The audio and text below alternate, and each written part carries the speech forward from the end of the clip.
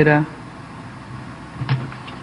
And I do call that this gathering darles la bienvenida. historic one Es esta una reunión histórica in the history of the world.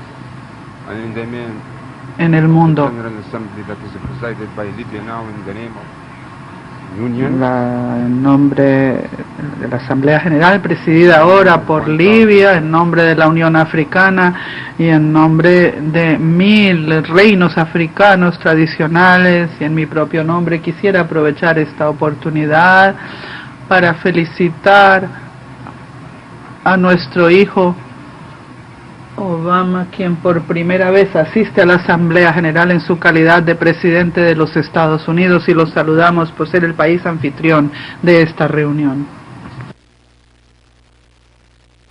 So, meeting comes at the Esta reunión ocurre en la culminación de muchos retos que enfrentamos. El mundo entero debe unirse y fusionar esfuerzos serios para derrotar esos problemas, esos desafíos que son enemigo común de todos nosotros, los desafíos del clima, de la crisis internacional, el deterioro capitalista económico y la crisis alimentaria.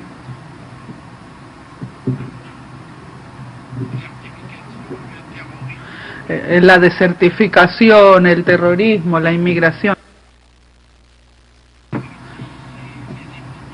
las epidemias,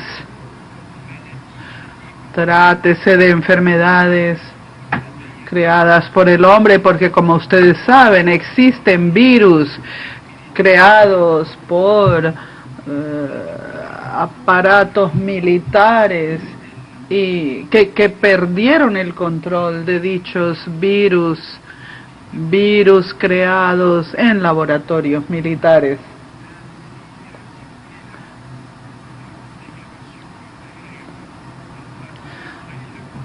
También tenemos la proliferación nuclear, pero por otra parte existe la proliferación de la hipocresía, del materialismo, de la inmoralidad. Es ese el adversario que enfrentamos ahora. Como ustedes saben, la ONU, el sistema onusino, se creó para hacer frente a Alemania por 3 países, porque la Organización de las Naciones Unidas en las que nos encontramos en estos momentos es otra cosa. Como ustedes saben, la organización inicial se creó para enfrentar a Alemania por 3 países que constituyeron un consejo al que se llamó Consejo de Seguridad, y esos países se concedieron ese derecho, el derecho que llamamos derecho de veto. Es decir, que esos países, por así decirlo, nos crearon un vestido que nos dijeron, pórtenlo.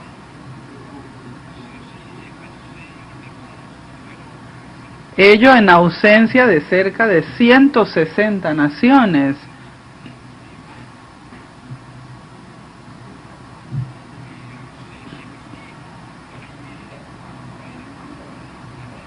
Esos países crearon la carta. Tengo aquí en mis manos la carta, cuyo preámbulo es una cosa,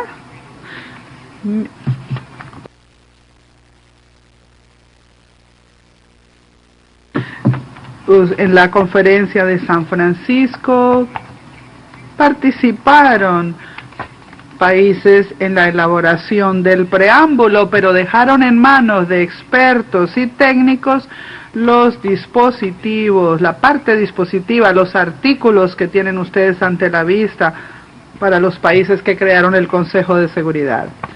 Ahora, el preámbulo es magnífico, no puede uno oponerse al preámbulo, pero todo lo que aparece después en la parte dispositiva es algo con lo que no se puede continuar.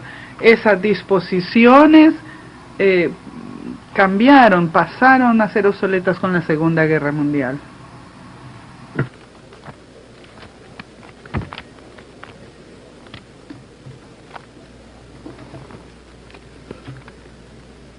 الديباجة تقول إن الأمم.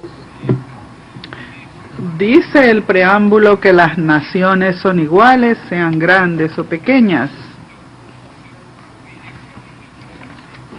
¿Somos iguales en los puestos permanentes? No, no lo somos. Ello a pesar de que el preámbulo dice que todas las naciones son iguales, sean grandes o pequeñas. Pero ¿y tenemos el derecho de veto? ¿Somos iguales? Dice el preámbulo que somos iguales en nuestros derechos, sean grandes o pequeños. Eso fue lo que convinimos en el preámbulo, de manera que el veto es contrario a la Carta. Los estados permanentes son contrarios a la Carta. Eso no lo aceptamos, eso no lo reconocemos. Neither do we recognize it. الميثاق يقول. La Carta dice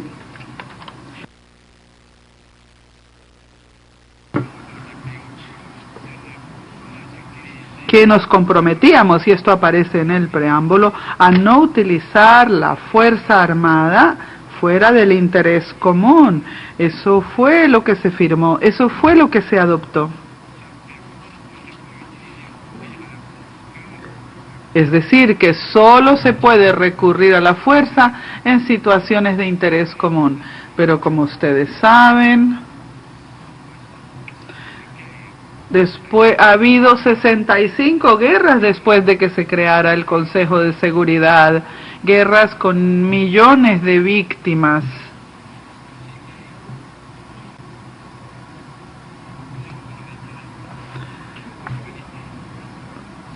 ¿Redundan en el interés común de la humanidad estas guerras? No.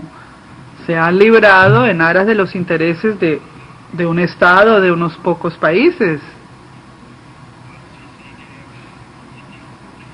Hay que ver si estas guerras se libraron en aras del interés común. Pues hay aquí una contradicción con el preámbulo de la Carta. Este es un ejemplo. Si los asuntos no se llevan a cabo de acuerdo con el texto del preámbulo, nosotros vamos a rechazarlo. Porque yo no estoy hablando de forma diplomática, yo no le tengo miedo a nadie, debo decir la realidad. No tengo por qué complacer a este o aquel. Se trata de cosas realmente muy importantes para la humanidad. Y ha habido unas 65 guerras en nombre de las Naciones Unidas.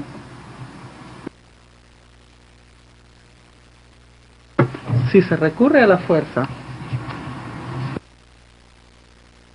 es necesario que sea una fuerza de la ONU, con la participación del Estado Mayor, y que el Estado Mayor Mundial, por así decirlo, o sea, no deben ser 2 o 3 estados solamente los que lo hagan.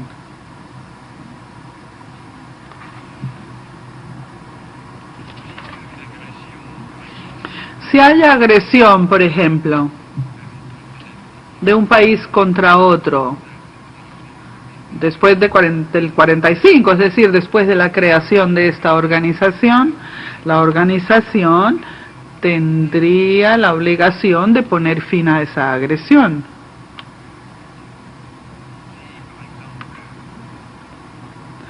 Si, por ejemplo, Libia atacara o agrediera a Francia, por ejemplo, sería necesario que la organización disuadiera a Libia, porque Francia es un país soberano e independiente y miembro de las Naciones Unidas, y nosotros, en tanto que organización, tenemos el deber de defender la soberanía de todos los países miembros.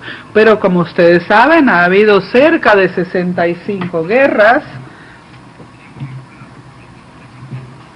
en todo el mundo, con millones y millones de víctimas, guerras libradas por países con un puesto permanente en las Naciones Unidas, países que normalmente tendrían que defender la independencia y la soberanía de los pueblos, lo que han hecho es atacar a otros pueblos y amenazado la soberanía y la independencia de otros.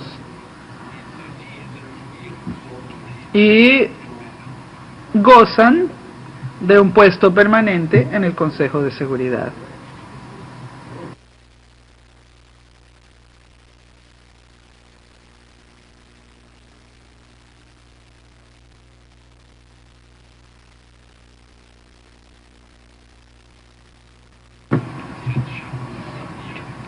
En esta carta no hay ninguna disposición que habilite a la ONU, por ejemplo, a intervenir en un país por su sistema político, que es un asunto interno de un país miembro. Nadie tiene derecho a intervenir en situaciones internas. Por ejemplo, un sistema capitalista, reaccionario, revolucionario, progresista, democrático, dictatorial, tienen ustedes plena libertad. Como ustedes saben, Roma en la época de Julio César era una dictadura. Sin embargo, los senadores escogieron a Julio César. Era un asunto interno. Nadie le fue a decir a Julio César, ¿por qué tiene usted una dictadura? Ni nada por el estilo. El veto, por ejemplo, no se menciona en la carta.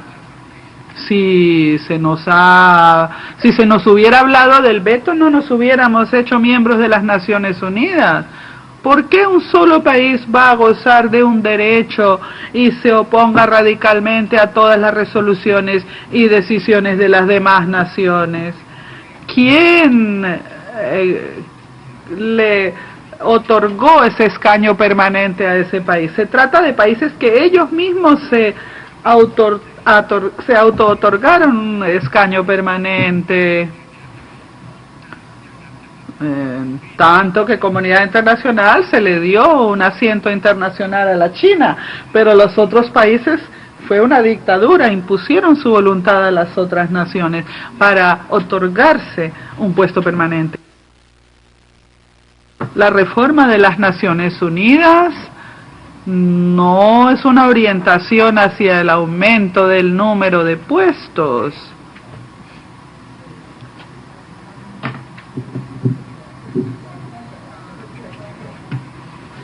Es una expresión típica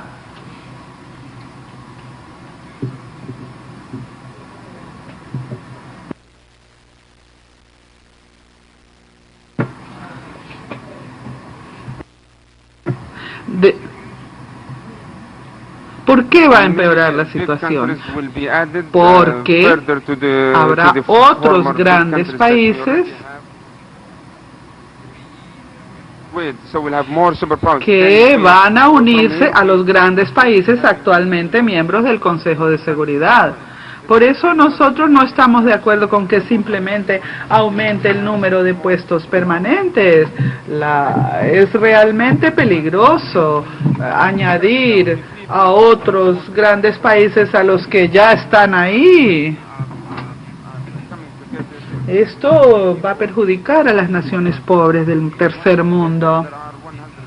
Hay 100 de estados, pequeños estados,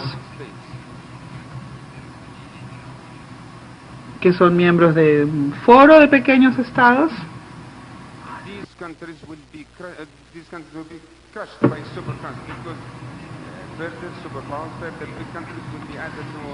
Y van a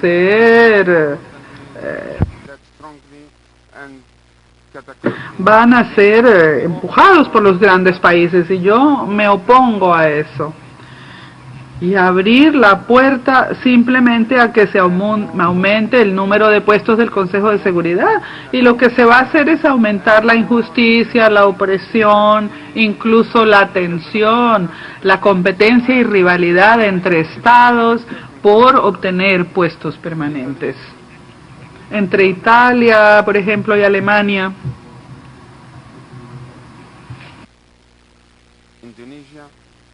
Indonesia, India, Pakistán, Filipinas, Japón, Brasil, Nigeria, Argentina, Nigeria, Libia, Argelia, Egipto, Congo, Grecia, Ucrania. Todos esos estados también quieren un puesto permanente,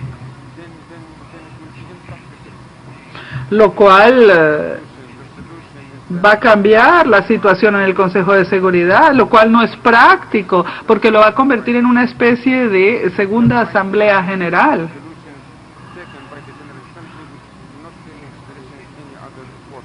La solución es hacer de la Asamblea General el instrumento principal de las Naciones Unidas y cerrar la puerta al aumento de los puestos. Hay que informar de ello al secretario general. Es necesario, por ejemplo, trasladar las prerrogativas a los grupos regionales, los bloques regionales, en pie de igualdad. Igualdad entre todos los Estados miembros. Y transferir las prerrogativas del Consejo de Seguridad a la Asamblea General.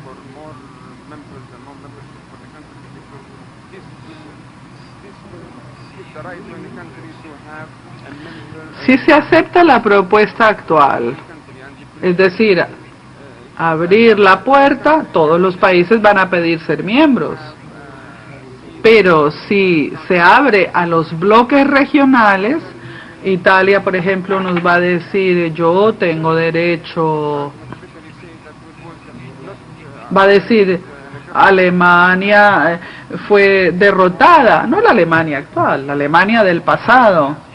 Si a la India se le da un puesto permanente y se dice, India merece este puesto, Pakistán va a decirnos, no, también nosotros necesitamos ese puesto, porque también yo soy una fuerza nuclear. Si se le da al Japón, ¿por qué no a Indonesia, a Turquía, a Irán, a Ucrania? ¿Y qué le vamos a decir al Brasil? Argentina y a Libia, que desmanteló sus armas de destrucción masiva. Nigeria, por ejemplo, Egipto, Congo, Sudáfrica, Tanzania, son países importantes que tendrían que tener un puesto.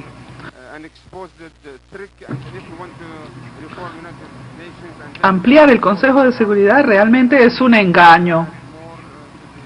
Lo único que se va a hacer es traer a otros grandes estados para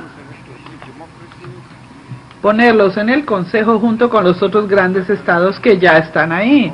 La solución entonces es la democracia. Sería un Congreso universal, un Congreso mundial, es decir, la Asamblea General. Habría que trasladar las atribuciones o prerrogativas del Consejo de Seguridad hacia la Asamblea General. Y que ésta sea el órgano legislativo.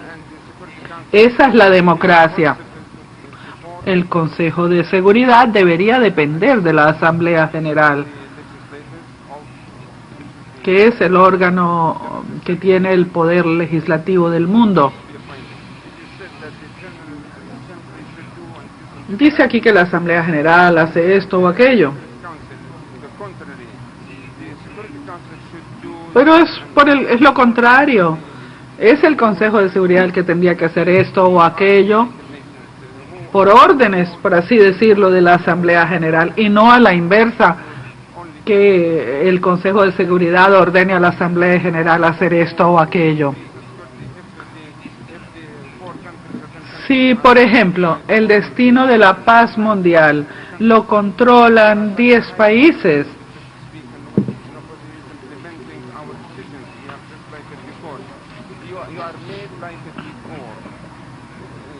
pues nos convertiríamos en una especie de Hyde Park de Londres. Estaríamos aquí como decorados simplemente. Es exactamente como los discursos que se pronuncian en la esquina de los oradores en Hyde Park en Londres.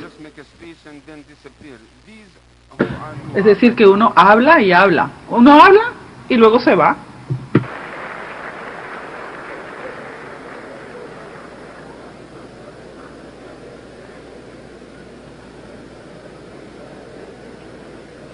مجلس الأمن The Security Council سلطة El Consejo de Seguridad executive body for the resolution, es un órgano ejecutivo que depende de la Asamblea General. and in this case, the security, there will be no competition for the Security Council member states, because once the Y no habrá entonces rivalidad ni